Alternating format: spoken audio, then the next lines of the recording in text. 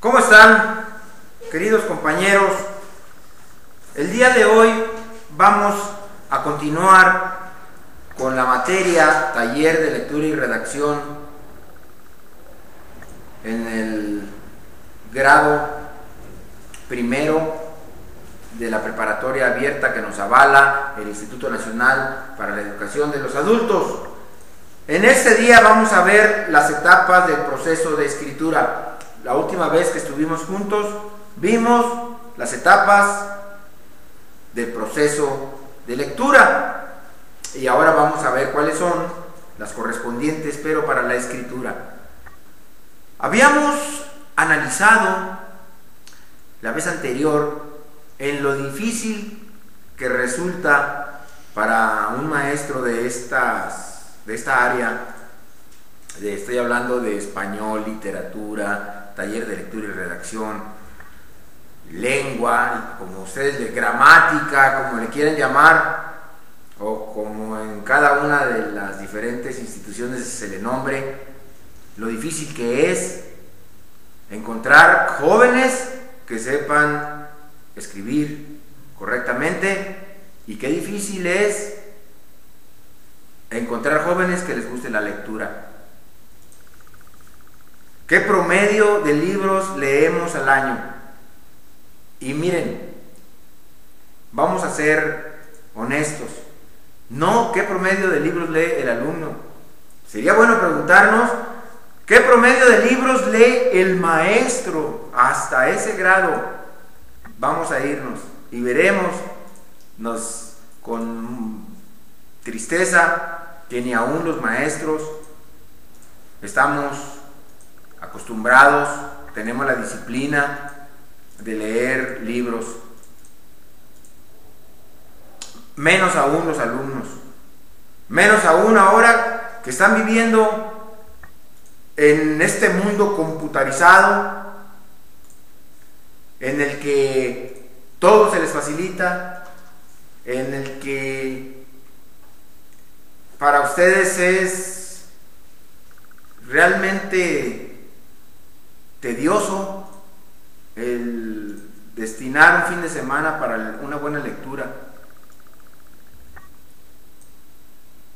Y esta nueva forma de vida que nos ha traído la tecnología, la computadora, se refleja en la manera en que nosotros escribimos.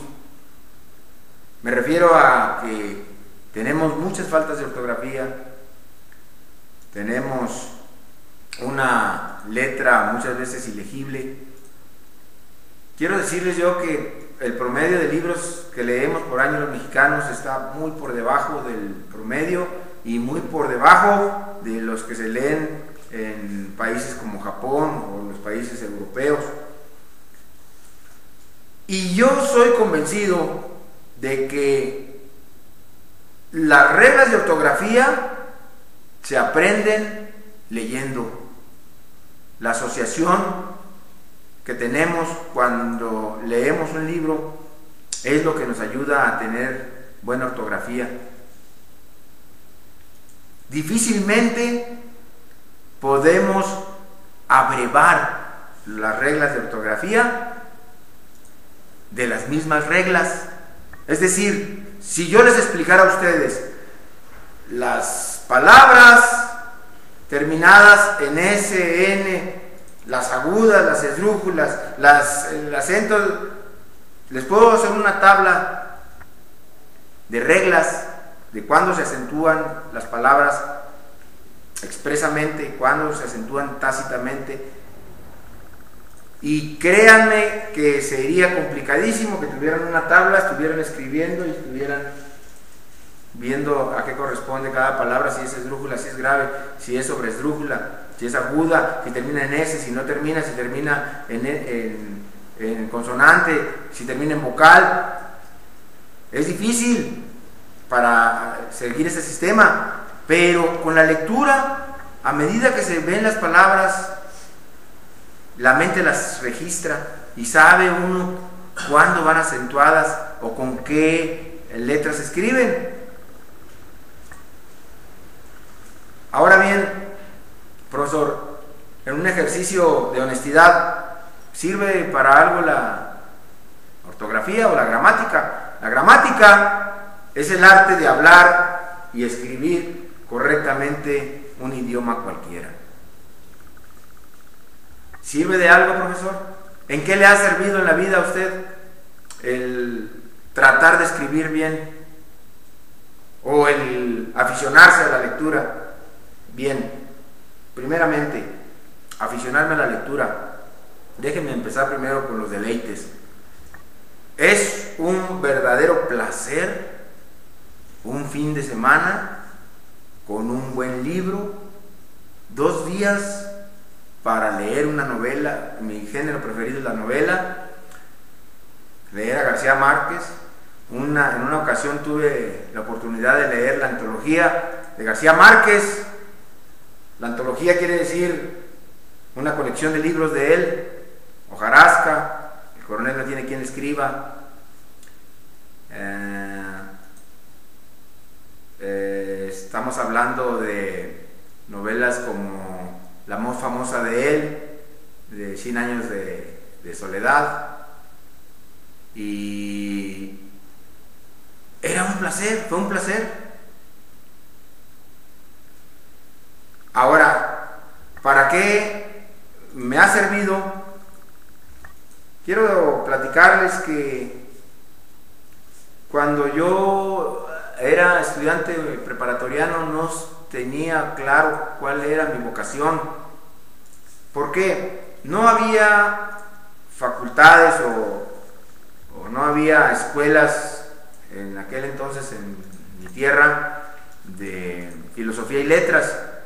Entonces tenía uno que buscar una carrera que le fuera afín, y fue así como estudié Derecho, pero en realidad el litigio nunca fue algo que me apasionara. Entonces, siendo licenciado en Derecho, me metí a trabajar como periodista y se me abrieron las puertas para muchas oportunidades. Las letras me abrieron las puertas para el periodismo escrito, para el periodismo radiofónico, para el periodismo de televisión. Encuentra uno muchas satisfacciones porque el periodismo es un campo que tiene mucho crecimiento, que es una oportunidad increíble para viajar, para estar cerca de los sucesos que marcan historia en la vida del país o de tu región o de tu ciudad, que te acerca a los hombres que tienen en un momento dado el poder de tomar decisiones que marcan pautas. Es un placer escribir géneros, ya no nada más la transmisión de la noticia, sino géneros como la columna, como la crónica. Es vasto el campo del periodismo y actualmente es una veta de oportunidades que pocos de ustedes lo conocen, y yo quiero ser un transmisor, un heraldo del campo del periodismo. Se está multiplicando el periodismo por medio de la computación. Se necesitan gente que sepa escribir, que sepa concentrar en pocas palabras la noticia, el mensaje, y no existe gente con buena ortografía. Vayan ustedes a cualquier oficina y les va a decir el encargado que lo que buscan es alguien que tenga buena ortografía. ¿Por qué? Porque las cartas de una empresa son las tarjetas de presentación de su dueño. Cuando le llega una carta a una autoridad o a un colega empresario, no van a pensar que fue de la secretaria, es la carta de presentación del dueño, y hacen el berrinche de su vida por los horrores de ortografía que cometen las secretarias. En fin, la ortografía es una herramienta y es un activo que nos puede abrir el camino en el campo profesional. Bien, y vamos a comenzar las etapas del proceso de escritura con la planeación de la misma escritura, es decir, la búsqueda de la información en diferentes fuentes. Si nosotros vamos a dirigir una misiva, ¿qué quiere decir misiva? Exacto, una carta. Si vamos a dirigir una epístola, profe, espéreme, ¿qué es una epístola?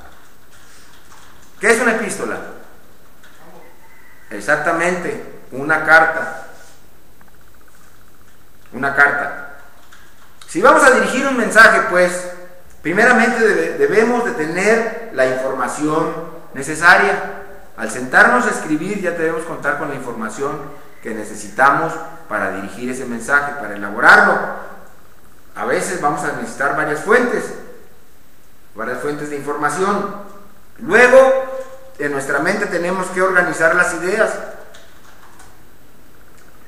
Tenemos que organizar las ideas, ¿por qué? Porque algunas veces necesitamos exhortar, algunas veces necesitamos motivar, algunas veces necesitamos darle un tinte de reprensión, de regaño, algunas veces necesitamos mucho tacto y darle un tinte de felicitación. En fin, hay que organizar las ideas a ver, de acuerdo a la persona a la que se le dirija, sobre todo si es una autoridad y sobre todo si ustedes están esperando una respuesta satisfactoria de esa autoridad. Dice un dicho que en la medida o de la manera en que se pidan las cosas se obtiene la respuesta. Hay veces en que llegan, profe, ¿sí me hace una carta? Tiene como 20, 21 años el joven, pero no sabe hacer una carta. ¿Por qué no la haces tú? Es que de eso depende de que me autoricen la beca y no saben hacer una carta y menos darle la intención. Por eso necesitamos organizar nuestras ideas antes de sentarnos a escribir. Bien, ¿quieren impactar? A veces se necesita impactar. Lo importante de un mensaje es que ser claro y directo. Bien, eso es una regla tajante. Pero hay ocasiones en que debemos buscar términos y frases que embellezcan nuestra escritura, nuestra carta, como que un agradecimiento por un favor, de esos favores que no tienen precio porque la misma virtud se los niega, favores que de ninguna manera se pueden pagar. Ustedes han de conocer alguno de ellos. Alguna vez alguna persona les ha hecho un favor que no tiene precio. Entonces, hay que ser agradecidos. Dicen que cuando hagas un favor, no lo recuerdes, pero cuando te hagan un favor, y sobre todo de esa magnitud, no lo olvides. ¿Y cómo es que no lo vas a olvidar? Dándole una carta de agradecimiento.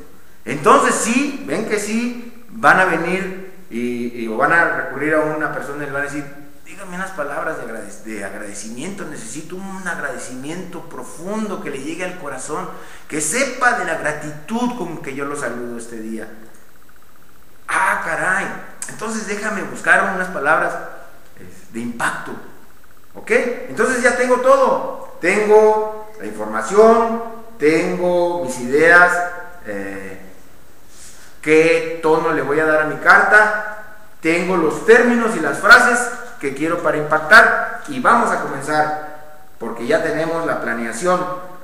Ahora vamos a irnos directamente a lo que es la redacción en sí. La redacción.